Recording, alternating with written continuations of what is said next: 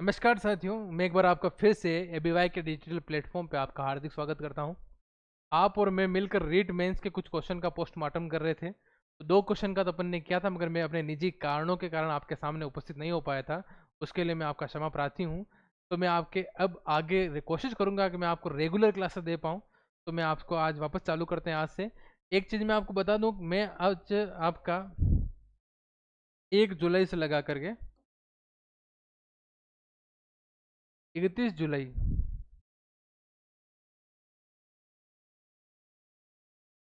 2025 के current affair पढ़ा चुका हूँ। अगर आपको इसकी पीडीएफ चाहिए हो, क्या चाहिए हो, पीडीएफ, तो उस पीडीएफ को आपको प्राप्त करने के लिए एबीवाई के टेलीग्राम चैनल को ज्वाइन करना पड़ेगा, जिसका पूरा नाम है ABY the new education era. इस नाम से आपको the ABY the new education era के नाम से टेलीग्राम चैनल मिलेगा। उस टेलीग्राम चैनल पे जाकर आप ज्वाइन हो जाइए। आपको पूरे महीने की पीडीएफ 1 तारीख से लगाकर लगभग 31 तारीख तक की पूरी पीडीएफ आज शाम तक या कल सुबह तक आपको टेलीग्राम पे अपलोड कर दी जाएगी, से आप प्राप्त करें और बिना लिखे आप घर बैठे भी को निःशुल्क प्राप्त करके पढ़ सकते हैं। ठीक है, अब अपन चलते हैं अपने जो कार्यक्रम चालू किया था रीट मेंस पोस्टमार्टम की तरफ। उसका आपको तीसरा क्वेश्चन लेता हूं मैं कि राजस्थान लोक में पहेली में कई कईयों जावे। राजस्थानी भाषा का जो से टॉपिक जुड़ा है, इसमें राजस्थानी के भाषा में ही क्वेश्चन पूछा गया था रीट मेंस के पेपर में कि राजस्थानी लोक में पहेली ने कई कईयों जावे। यानी कि जो राजस्थानी भाषा है उसमें जो पहेली शब्द आता है, जो पहेली आती है, उस पहेली को राजस्थानी भाषा में क्या कहा जाता है? तो ऑप्शन ए आड़ी, ऑप्शन बी घिंगरत, ऑप्शन सी वात, ऑप्शन डी टपुगड़ा। तो आपको इसका सही उत्तर मैं बता देता हूँ। सही उत्तर क्या होगा इसका? आड़ी। सही उत्तर होगा आड़ी। ठीक है, फिर मैं अगर बात करूं मैं आपको इसके बारे में पूरा का पूरा कच्चा चिट्ठा देखें अपन कि राजस्थान की भाषा में जो आड़ी या फिर हियाड़ी होती है, उस शब्द में जो प्रचलित है वो किसके लिए प्रचलित है? पहेलियों के लिए। ये आड़ी और हियाड़ी, क्या कहते हैं? हियाड़ी, आड़ी और हियाड़ी, ये ल लिखा था, हियाड़ी होगा। शब्द प्रचलित में पहेलियों के लिए प्रयुक्त किया जाने वाले शब्द कौन से हैं? आड़ी और हियाली। वहीं लोक कथा केवणीय ने कई के हो जावे, यानी कि जो लोक कथा कह रहा है, उस लोक कथा कहने वाले को क्या कहा जाता है? तो बात पोष। क्या कहा जाता है? बात पोष। अगर मैं बात करूं, अगला आता है ख्यात शब्द आता है राजस्थानी भाषा में। इसका भी क्वेश्चन बहुत बार पूछा हुआ है कि संस्कृत भाषा के शब्द ख्यात का शाब्दिक अर्थ ख्याति युक्त, प्रख्यात, विख्यात, कीर्ति आदि है। इसका मतलब ये है कि आपने कभी सुना गुडविल शब्द? किसी की प्रसिद्धि है, कोई प्रसिद्ध है, कोई विख्यात है, तो उसके लिए एक शब्द आता है ख्यात, ख्याति। तो ये वही चीज है कि किसी की प्रसिद्धि है, वही प्रसिद्धि ही क्या क्या है? ख्यात है, गुडविल कहा जाएगा इंग्लिश में। कि अर्थात ख्याति प्राप्त, सुप्रसिद्ध एवं विशुद्ध पुरुष। ऐसा व्यक्ति जो ख्याति प्राप्त हो और विशुद्ध पुरुष हो, राजाओं आदि के सम्मान, सफलताओं और जीवन घटनाओं का संग्रह ख्यात कहलाता है। कहने का मतलब ये है कि राजा महाराजा ऐसे विद्वान व्यक्ति जिन्होंने संघर्ष किया हो, उनकी प्रसिद्धि जिस किताब में लिखी गई हो ख्याति, उसको अपन कहेंगे ख्यात। ख्यात दो प्रकार की होती है, संलग्न ख्यात, दूसरी होती है वात ख्यात। अगला आता है रूपक। किसी वंश अथवा व्यक्ति विशेष की उपलब्धियों के स्वरूप को दर्शाने वाली काव्य कृति रूपक कहलाती है। कोई वंश है या फिर कोई व्यक्ति है, उसकी जो भी उपलब्धियां हैं, अचीवमेंट है, जिस पुस्तक या जिसमें लिखा जाता है, जिस तरह लिखा जाता है, उसको अपन क्या कहेंगे? रूपक कहेंगे। अगला आता है कक्का। क्या आता है? कक्का। ये आप देख पा रहे होंगे, कक्का। कक्का उन रचनाओं को कहते हैं जिनमें वर्णमाला के 52 वर्ण से प्रत्येक वर्ण से रचना का प्रारंभ किया जाता है। यानी कि कक्का वह लेखनी या लेखन है जिसके अंतर वर्णमाला के 52 वर्णों, कितने? 52 वर्णों का प्रयोग किया जाता है, वो क्या कहलाता है? कक्का कहलाता है। अगली आती है वात। कहानी का पर्याय वात कहने और सुनने की क्या है? एक विशेष विधा है। अगला बात करें, ऑप्शन में अगला शब्द था आपके टपुकड़ा। क्या था? चौथा ऑप्शन था, अगर प्रश्न में आपने देखा होगा तो, टपुकड़ा। टपुकड़ा, राजस्थानी भाषा में टपुकड़ा शब्द का उपयोग अक्सर किसी ऐसे व्यक्ति या वस्तु का वर्णन करने के लिए किया जाता है जो आकार में क्या हो, छोटा हो। आपने राजस्थानी भाषा में बहुत बार सुना टपुकड़ो, छोटा सा टपुकड़ा, यानी कोई व्यक्ति या कोई विशेष या कोई छोटा हो या फिर कोई छोटी वस्तु हो, उसके लिए एक शब्द प्रयोग किया जाता है टपुकड़ा। क्या कहते हैं? टपुकड़ा। अगर ये प्रश्न आपको जरूरी नहीं साहित्य में पूछे, आपको राजस्थानी भाषा में भी पूछ सकता है, क्योंकि इस बार रिट मेंस जो रिट प्री हुआ था उसमें भी राजस्थानी भाषा के बहुत सारे क्वेश्चन देखने को मिले थे। अगला शब्द आता है वचनिका, साहित्य की दृष्टि से वचनिका। यह गद्य पद्य यानी कि गद्य और पद्य दोनों मिश्रित रूप से अगर लिखा जाता है तो उसको राजस्थानी साहित्य में वचनिका कहते हैं। अगला आता है पर्ची। आपने धीरेन्द्र शास्त्री का नाम सुना को, पर्ची निकालते हैं जो भविष्यवाणी या उनके भविष्य के बारे में चीजें बताते हैं, उससे रिलेट करूंगा संतों से। संत महात्माओं का जीवन परिचय जिसमें लिखा जाता है उसे अपन पर्ची कहते हैं। दवावित्त, दवावित्त वचनी का काव्य रूप की तरह, यानी कि एक प्रकार का वचनी का ही है, दवावित्त का है, एक प्रकार की वचनी का ही है, मगर इसमें जब भाषा का प्रयोग किया जाता है तब राजस्थानी भाषा का प्रयोग न करके उर्दू और फारसी भाषा का प्रयोग कर लिया जाता है, इसलिए इसको उसी वचनिका को दवावित्त के नाम से भी जाना जाता है। अगला आता है रासो। किसी व्यक्ति विशेष की वीरता के चर्चा किया जाए उसे अपन रासो कहें। वीरता परक काव्यों को रासो कहते हैं।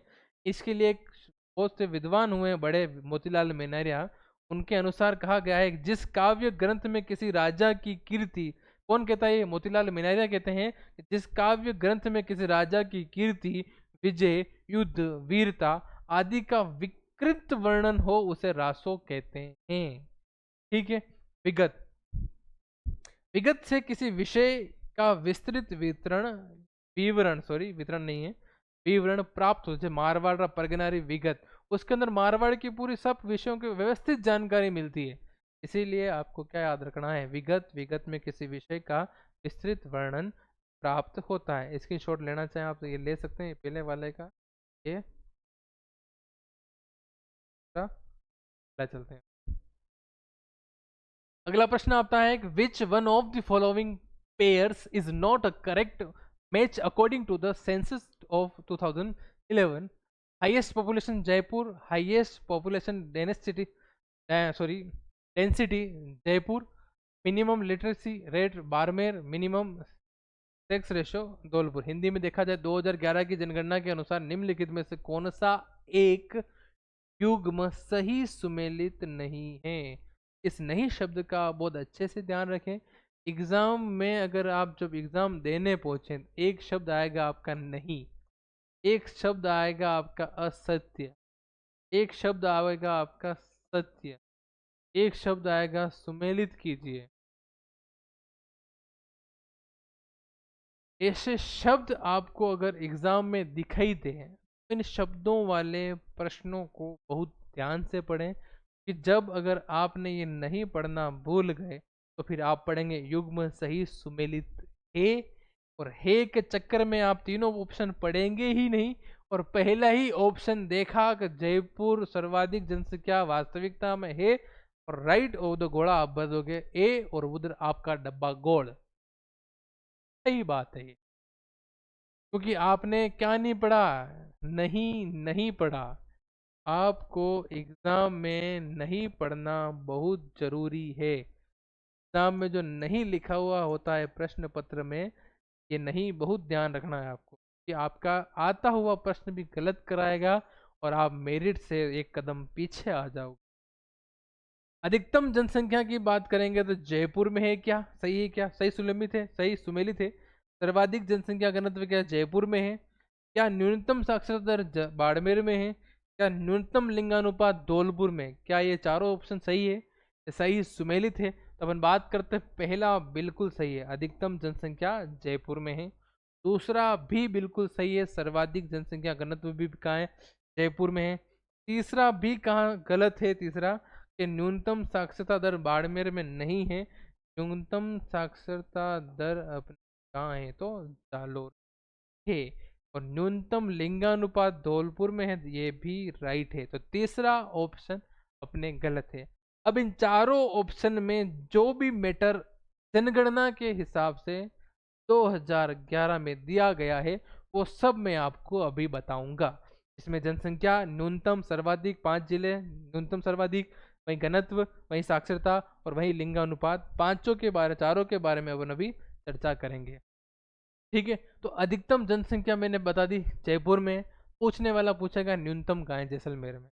सर्वाधिक कहाँ थी, जयपुर में थी। न्यूनतम कहाँ है, तो जैसलमेर में। अब एक एक जिले याद करने से मतलब है नहीं, पांच पांच जिले अपन को पढ़ने चाहिए। एग्जामिनर नहीं पूछेगा तो सम्मिलित करना पूछ लेगा, सर्वाधिक क्रम पूछ लेगा, आरोही क्रम पूछ लेगा, अवरोही क्रम पूछ लेगा। ठीक है, तो इस प्रकार से अपन देखते हैं कि अधिकतम जनसंख्या में बात करें सर्वाधिक और न्यूनतम। तो सर्वाधिक अपने कहाँ का है, तो जयपुर में है। दूसरा जोधपुर में है। तीसरा अलवर में है। चौथा नागौर में है। और पांचवा उदयपुर में है। यानी कि सर्वाधिक जनसंख्या क्रम देखेंगे जयपुर, जोधपुर, अलवर, नागौर और उदयपुर। वहीं अपन न्यूनतम देखेंगे तो जैसलमेर, प्रतापगढ़, सिरोही, बूंदी और राजसमंद। कैसे, न्यूनतम जनसंख्या जैसलमेर, प्रतापगढ़, तीसरा सिरोही, चौथा बूंदी और पांचवा राजसमंद। अब आपको लग रहा होगा सर ये तो आंकड़े सर ऐसे कैसे याद करें। भगवान की दया से ऐसे बहुत से विद्वान हैं जिन्होंने ट्रिक बना रखी है ना। तो उनमें से आपको मैं दो ट्रिक आपके सामने पेश कर देता हूँ आपको, जिससे राजस्थान की अधिकतम जनसंख्या और न्यूनतम जनसंख्या याद हो जाए। आपको मैं एक चीज़ बता दूं, सर्वप्रथम अपन बात करते हैं राजस्थान की अधिकतम जनसंख्या। ठीक है, एक लड़का है, का नाम है जय। उसकी नई नई शादी हो जाती है। लड़की का नाम है योदा। अब नई नई शादी होगी दोनों की, एक साल बाद कुछ न कुछ होगा, तो इनकी एक लड़की होती है, का नाम है अन्नू। कोई भी सीरियस ना ले, किसी की गलती से नाम आ जाए तो अपने याद करना है उस हिसाब से। अपन क्या याद रख रहे हैं, सर्वाधिक जनसंख्या। ठीक है, ट्रिक आती है जय जोधा की अन्नू।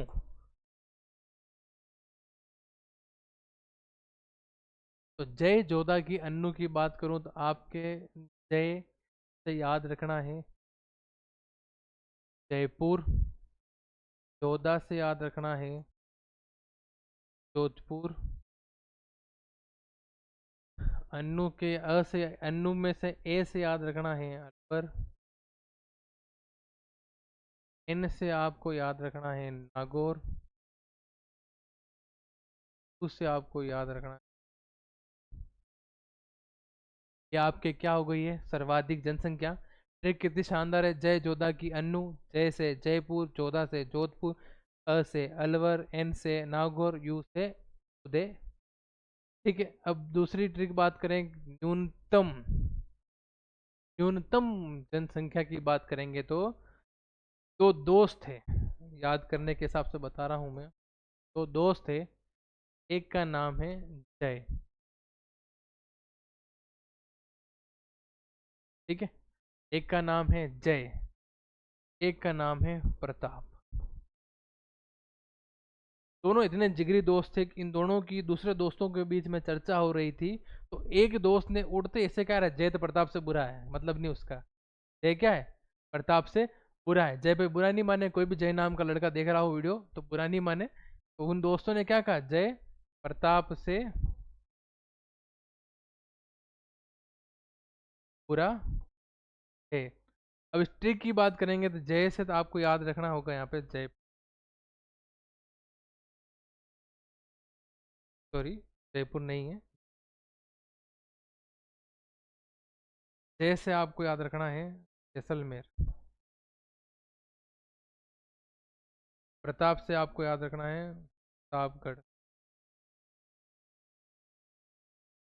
जय से आपको याद रखना है सिरोही। ऊ से आपको याद रखना है, राज से आपको याद, राजसमंद।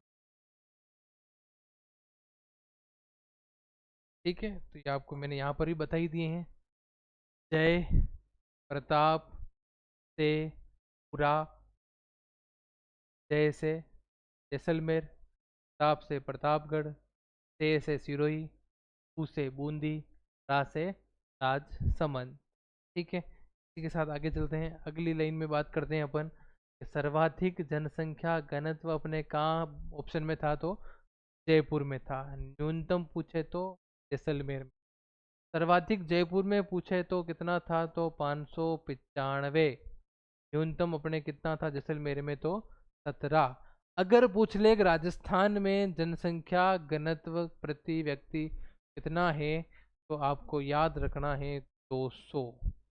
वहीं जयपुर में 595 और जैसलमेर में 17। पूछने वाला पूछेगा राजस्थान में सर्वाधिक जनसंख्या घनत्व कहाँ है, जयपुर 595। न्यूनतम पूछेगा तो जैसलमेर 100, सॉरी जैसलमेर पूछेगा तो 17।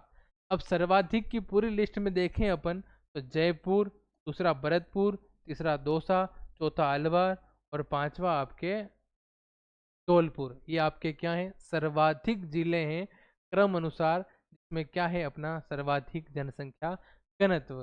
न्यूनतम की बात करेंगे तो आपका जैसलमेर, बीकानेर, बाड़मेर, चूरू और जोधपुर, ये आपके इसके नाम है जो आपके न्यूनतम है। न्यूनतम में क्या है, जैसलमेर, बीकानेर, बाड़मेर, चूरू और जोधपुर। अब क्वेश्चन सर इनकी भी कुछ छोटी मोटी ट्रिक हो तो बता दो आप।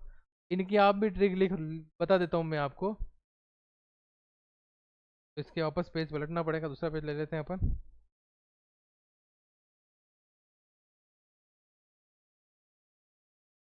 अपनी ट्रिक बात कर रहे थे, किसकी बतानी है, जनसंख्या घनत्व सर्वाधिक,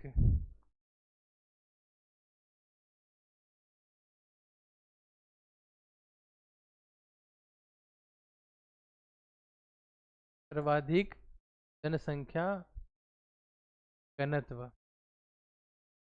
तो इसकी आपके ट्रिक आएगी, क्या नाम दे रखे हैं आपको, देखो, जयपुर, भरतपुर, दौसा, अलवर और धौलपुर। इसकी आप ट्रिक लिखो, जय भरत दोनों जो दोस्त हैं वो क्या हैं, हैं, क्या है, दोनों से हैं। ट्रिक है कि जय भरत दोनों क्या है, अंधे हैं।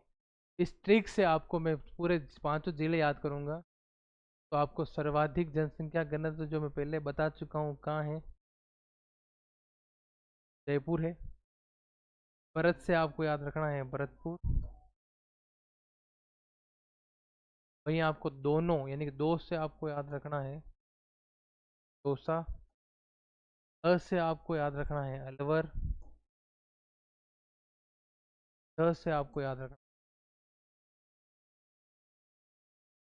सही है। देख लो एक बार आप, जयपुर, भरतपुर, दौसा, अलवर और धौलपुर।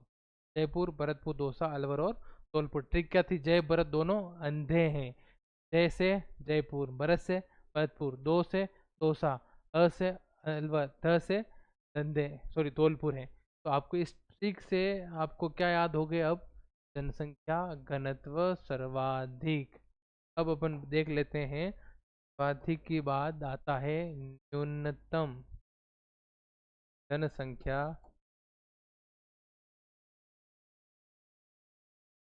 घनत्व। तो यहाँ क्या दे रखा है, एक बार जिले देख लो आप, जैसलमेर, बीकानेर, बाड़मेर, चूरू और जोधपुर। तो यहाँ आपको याद रखना है जैसलमेर का इबा जा,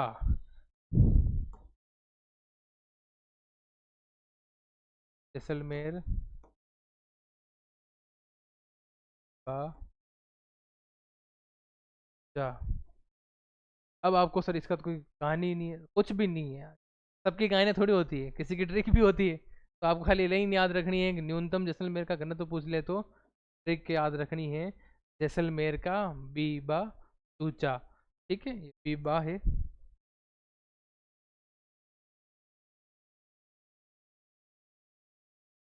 जैसलमेर का बीबा चूचा। तो जैसलमेर से तो आपको याद रखना है जैसलमेर। ठीक है, बी से आपको याद रखना है बीकानेर। कहने के बाद बी से सॉरी बा से याद रखना है आपको बाड़मेर। टू से आपको याद रखना है चूरू। जा से आपको याद रखना है जोध। जैसलमेर से जैसलमेर, बी से बीकानेर, बा से बाड़मेर, चू से चूरू, जा से जोधपुर। यही नाम है जैसलमेर का बीबा चू जा। जैसलमेर, बीकानेर, बाड़मेर, चूरू और जोधपुर। ठीक है, इसका भी स्क्रीनशॉट लेना चाहो तो ले लो आप। ठीक है, वरना मैं बाद में पूरी कोशिश करूंगा आपको इसकी क्या डाल दूं, एप डाल दूं। ठीक है, ये सारी चीज़ दोनों बताई थी मैंने। एक आपको मैंने बताई सर्वाधिक जनसंख्या घनत्व में जय भरत दोनों अंधे हैं। जयपुर, जय से जयपुर, ब से भरतपुर, दो से दौसा, अ से अलवर, द से और धौलपुर। न्यूनतम जनसंख्या घनत्व बताया जैसलमेर का बीबा चूचा, जैसलमेर का जैसलमेर, बी का बीकानेर, बा का बाड़मेर, चू का चूरू और जा का जोधपुर। एक ट्रिक बताई थी मैंने जनसंख्या सर्वाधिक जनसंख्या में जय जोधा की अन्नू। जय का आपको याद रखा था जयपुर, जोधा का याद रखा था जोधपुर। ठीक है, अ से अलवर, एन से नागौर, यू से उदयपुर। फिर अपन ने बात करी थी न्यूनतम में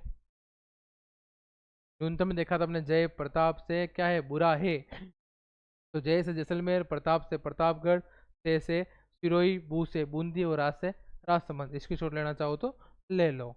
ठीक है, आगे चलते हैं इसी के साथ। अगला आता है साक्षरता। तो राजस्थान की सर्वाधिक साक्षरता अपनी कितनी है? 66.1%। यानी कि 100 में से 66 लोग ही पढ़े लिखे हैं। पुरुष साक्षरता कितनी है? तो 79 पॉइंट। इसी 66 में से पुरुष कितने? अब ये टोटल जनसंख्या का 66, यानी कि मान लो 100 लोग हैं टोटल, महिला और पुरुष, उसमें से 66 लोग पढ़े हुए हैं। अब उनमें से भी महिला और पुरुषों में से भी अगर तुलना की जाएगी तो पुरुषों में लगभग 79.2% पढ़े हुए हैं। महिला साक्षरता की बात करेंगे 52.1 महिलाएं पढ़ी हुई है। तो सर्वाधिक और न्यूनतम पे चलने से पहले मैं आपको बता दूं राजस्थान क्या साक्षरता दर कितनी है। तो 66.1%। सर्वाधिक पूछे तो कोटा की, वो अपन बाद में चर्चा करते हैं। अगर राजस्थान की साक्षरता आपको याद रखनी है 66.1%। उसमें भी पुरुष कितनी है? तो 79.2%। और महिला साक्षरता आपको याद रखनी है तो 52.1%। ठीक है, फिर अपन बात करते हैं आगे। अगर आपको याद रखनी हो तो एक याद करने लेना 79.2%। तो दो को 7 में घटाएंगे तो 5 आए, यहाँ लिख देना, दो यहाँ लिख देना, तो आपको ये भी याद हो जाएगी। सर्वाधिक की बात करेंगे, सर्वाधिक अपने कोटा में 74.6%। और न्यूनतम अपने साक्षरता कहाँ है? तो जालोर में है 54.9%। जबकि ऑप्शन में बाड़मेर लिख रखा था, वो ऑप्शन वहाँ पे सही सुमेलित नहीं था, जो अपन ने अपने एग्जाम के पॉइंट से सही किया था। पुरुष साक्षरता की बात करेंगे, सर्वाधिक अपने झुंझुनू में है 86.9%। न्यूनतम अपने प्रतापगढ़ में है 69.5%, यानी कि 69.5%। अब आपको यहाँ पे दो आंकड़े, दो लाइनें आपको सेम याद करनी। आंकड़े अगर एक अंक छोड़ दें तो महिलाओं की भी जनसंख्या में सर्वाधिक कोटा में है और न्यूनतम कहाँ है? अपने जालोर में। यानी कि महिला साक्षरता में, सॉरी जनसंख्या नहीं, साक्षरता में सर्वाधिक कोटा है और न्यूनतम जालोर में है। ठीक है, ये आपको पूरा याद करना होगा। लिंगानुपात की बात करेंगे, राजस्थान में कितना है? 928 है। इसमें से सर्वाधिक कितना है और न्यूनतम किस किस जिले में है तो बात करते हैं। सर्वाधिक अपने हैं डूंगरपुर में, फिर राजसमंद में, फिर पाली में, फिर प्रतापगढ़ में, फिर बांसवाड़ा में। सीधा प्रश्न आएगा राजस्थान में सर्वाधिक लिंगानुपात किस जिले में है? तो डूंगरपुर में। क्रम पूछेंगे डूंगरपुर, राजसमंद, पाली, प्रतापगढ़, और फिर सब जगह ऊपर नीचे क्रम खिसका के देंगे और फिर वो पूछेंगे सही क्रम कौन सा है। तो आपको इन पांचों जिलों के हिसाब से आपका क्रम पता लगाकर उत्तर सही करना है। न्यूनतम की बात करेंगे, धौलपुर, जैसलमेर, करौली, भरतपुर और श्री गंगानगर न्यूनतम लिंगानुपात वाले जिले हैं। अब इसकी ट्रिक तो मैं आपको बता दूंगा, मगर इसकी ट्रिक आपको मुझे कमेंट बॉक्स में भेजनी पड़ेगी। इसकी ट्रिक आप लिख सकते हैं, एक डूंगर राज को प्रभा ने पानी पिलाया। हालांकि इतना दूर तो अपन जाएंगे नहीं, उससे पहले अपने काम चल जाएगा। ठीक है, मेहमान आए हैं घर पे, डूंगर राज, उनको पानी पिलाया है किसने? घर की लड़की प्रभा ने। इतना ही याद रखना, डूंगर राज को प्रभा ने पानी पिलाया। तो डूंगर से आपको याद रखना है डूंगरपुर। ठीक है, राज से आपको याद रखना है राजसमंद। ठीक है, फिर बात करते हैं पानी पिलाया। ये पानी बीच में लेना, डूंगर राज को पानी पिलाया प्रभा ने। तो पा से आप याद रख लेना पाली, प्र से आप याद रख लेना प्रतापगढ़, और बा से आप याद रख लेना बांसवाड़ा। ठीक है, वापस सही लिख देता हूँ अगर आपको एक बार समझ में नहीं आया हो तो।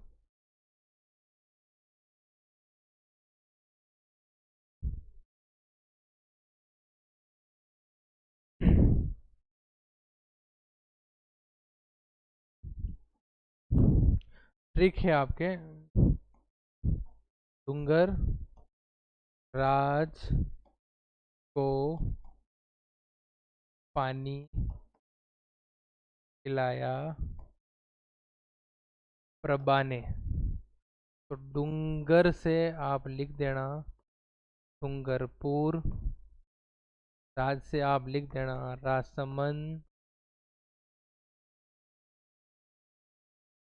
पा से आप लिख देना पाली, प्रभ से लिख देना प्रतापगढ़, बा से आप लिख देना बांसवाड़ा। ठीक है, ये आपकी ट्रिक। डूंगरराज को पानी पिलाया प्रभा ने, डूंगरपुर, राजसमंद, पाली, प्रतापगढ़ और बांसवाड़ा। ये अपने लिंगानुपात क्या है, सर्वाधिक है। सर्वाधिक लिंगानुपात कौन से जिले में है, तो डूंगरपुर कितना 994, जो पिछली बार 1000 प्लस था, जो बिल्कुल कम हुआ है। दूसरी बार राजसमंद भी 1000 था, जो भी कम हुआ है। राजसमंद में अभी कितना है, 990 है। बाकी टोटल ओवरऑल राजस्थान का पूछ लिया जाए तो 928, यानी कि 1000 पुरुषों पर महिलाओं की संख्या 928 है। कितनी है, 928, यानी कि लगभग 72 पुरुष कुंवारे रह सकते हैं अकॉर्डिंग टू जनसंख्या। ठीक है, आगे चलते हैं। अगला प्रश्न, वे कौन सा कवि है जकारी भक्ति और चमत्कार री वजह सु लोग पाने परमेश्वर रे समान बतावन लागा। हा, प्रश्न है बढ़िया राजस्थानी में, ऐसा बहुत शानदार तरीके से लिखी गई है। वे कौन सा कवि है जकारी भक्ति और चमत्कार री वजह सु लोग बाने परमेश्वर रे समान बतावन लागा। हाँ, ऑप्शन पहला आता है भारत इसरदास, इसरदास भारत भी लिख सकते थे यहाँ। राठौड़ पृथ्वीराज, पृथ्वीराज राठौड़, सायाजी जूला और माधो दास ददीवाड़िया। तो आपका सही उत्तर होगा इसरदास बारहट। बिल्कुल सही उत्तर है। सरदार भारत को परमेश्वर के समान मानने लग गए थे, बताने लग गए थे। ठीक है, आगे चलते हैं, इनके बारे में चर्चा देख लेते हैं। तो ईसरदास बारहट 16वीं सदी में ईसरदास बारहट, जिन्हें महात्मा ईसरदास भी कहा जाता था, क्या थे, एक प्रसिद्ध कवि और संत थे, जो भगवान कृष्ण के प्रति अपनी गहरी भक्ति और चमत्कारी कार्यों के लिए जाने जाते थे। लोग इन्हें ईश्वर व परमेश्वर कहते थे। क्या कहते, ईश्वर सो परमेश्वर कहते थे, जिसका अर्थ था ईश्वरदास जो परमेश्वर के समान हैं। एक प्रसिद्ध भक्त कवि थे जो राजस्थान और गुजरात में लोकप्रिय थे। जन्म 16वीं शताब्दी में बादरेण गांव में, जो कहाँ पड़ता है, बाड़मेर राजस्थान में, और वैष्णव चारण परिवार में इनका जन्म हुआ था। ये आपका फोटो है, ये आपकी राजस्थान में संत ईसादास जी की मूर्ति लगी हुई है। ठीक है, बीच बीच में तो हल्का फुल्का हटो तो स्क्रीनशॉट ले लिया करो, हर बार कहने की आवश्यकता नहीं है। ठीक है, अगला आता है पृथ्वीराज राठौड़, जो दूसरे ऑप्शन पे विराजित है। फोटो आप देख पा रहे होंगे, शानदार तरीके से विराजमान है वो। बीकानेर नरेश राय सिंह के छोटे भाई थे और कल्याणमल के पुत्र थे। पृथ्वीराज राठौड़ का जन्म 1606 ईस्वी में हुआ था। कब हुआ था, 1606 ईस्वी में हुआ था। कहाँ हुआ था, तो बीकानेर में हुआ था। अकबर के दरबारी कवि थे। किनके दरबारी कवि थे ये, अकबर के दरबारी कवि थे, तथा संस्कृत, डिंगल, पिंगल, ज्योतिष, युद्ध कला के ज्ञाता थे। संस्कृत भाषा में निपुण थे, डिंगल व पिंगल भाषा में निपुण थे, ज्योतिष शास्त्र जानते थे, और युद्ध कला के भी क्या थे, ज्ञाता थे। साहित्य जगत ने इन्हें पीथल के नाम से सुशोभित किया था। किनके नाम से? का नाम क्या साहित्य में दिया गया था? तो पीथल।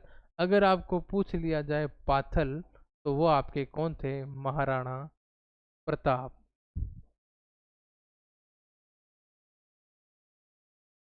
पीथल और पाथल, पीथल आपके पृथ्वीराज राठौड़ और पाथल आपके महाराणा प्रताप।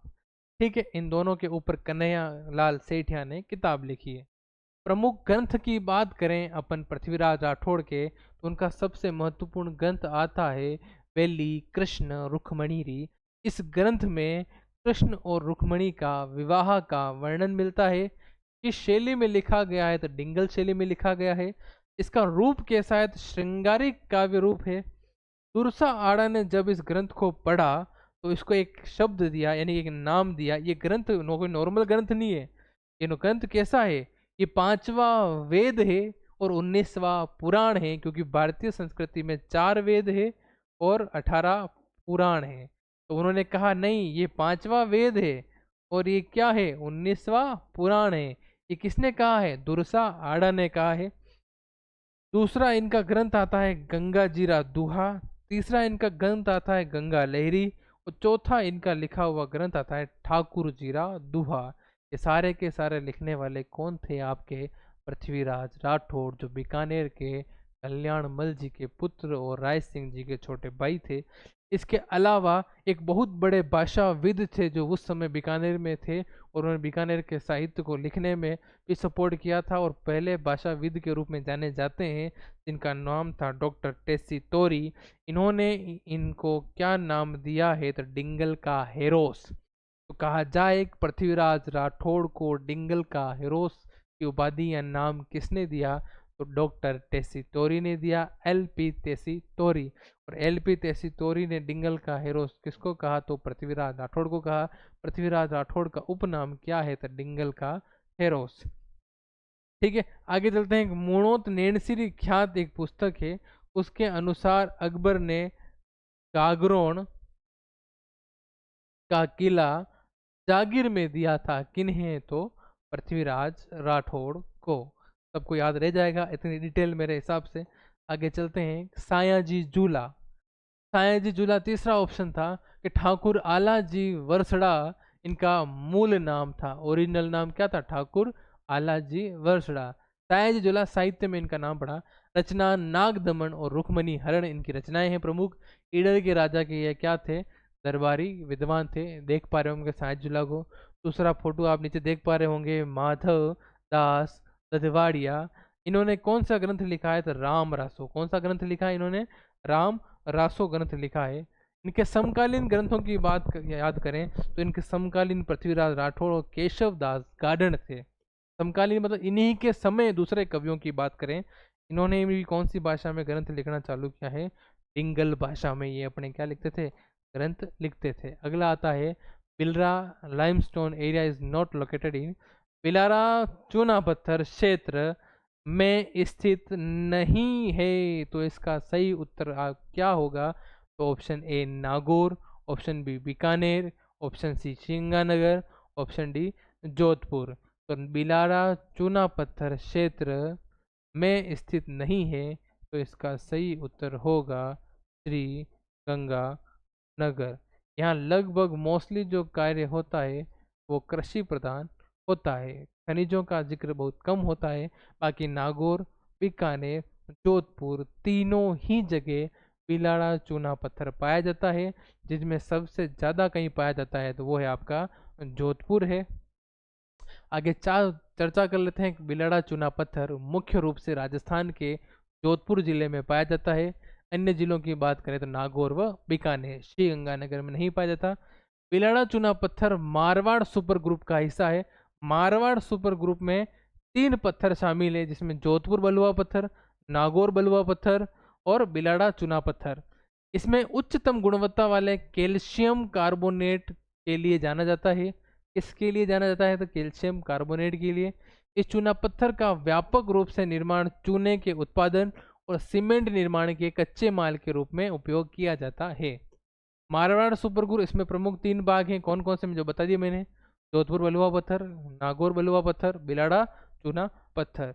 श्रीगंगानगर कृषि गतिविधियों में सर्वाधिक है। इंदिरा गांधी नहर भी कहाँ है? गंगानगर में। गंग नहर भी कहाँ है? गंगानगर में। पंजाब और पाकिस्तान की सीमाएं लगती है, किससे लगती है? तो श्री गंगानगर से लगती है। चूना पत्थर का उपयोग क्या क्या है? तो सीमेंट निर्माण में और चूना के उत्पाद के कच्चे माल के रूप में का प्रयोग किया जाता है। तो आज अपन ने क्वेश्चन कितने देख लिए? 6 तक देख लिए। 2 देखे थे, फिर 3 4 5 6 क्वेश्चन अपन आज ने 4 देखे हैं। देखो इससे पोस्टमार्टम में अगर क्वेश्चनों का करते हैं अपन तो समय बहुत लगता है, समय चाहिए। तो ऐसे ही 4 5 क्वेश्चन अपन लेके आएंगे। आपको नहीं सर थोड़ा कम बताओ, तो कम भी बता सकते हैं। अगर आपको क्या दिक्कत है? अगर आपका रिवीजन बहुत अच्छे तरीके से इसके माध्यम से हो रहा है संपूर्ण का संपूर्ण, तो ठीक है। तो अगली क्लास में अपन कोशिश करेंगे, 6 हो गए तो 7 क्वेश्चन, 8 क्वेश्चन, 9 क्वेश्चन, 10 क्वेश्चन, हो सके तो 11 और 12 क्वेश्चन तक अपन इसकी व्यवस्थित कार्य ले आएंगे, विवरण। ठीक है, इन क्वेश्चन की अगर आपको पीडीएफ चाहिए तो मैं शुरुआत में ही आपको बता चुका हूँ, ABY द न्यू एजुकेशन